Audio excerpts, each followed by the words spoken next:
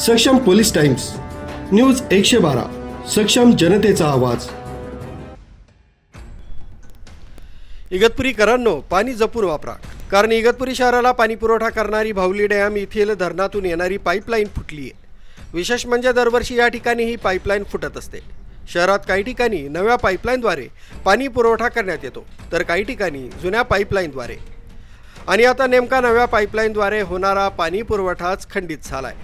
आज जर दुरुस्तीचं सामान मिळालं तर काम पूर्ण होऊन पुरवठा सुरळीत होईल, नाहीतर नागरिकांना 2 दिवस तरी वाट पाहावी लागणार आहे। न्यूज ब्युरो, सक्षम पोलीस टाइम्स, न्यूज 112, इगतपुरी।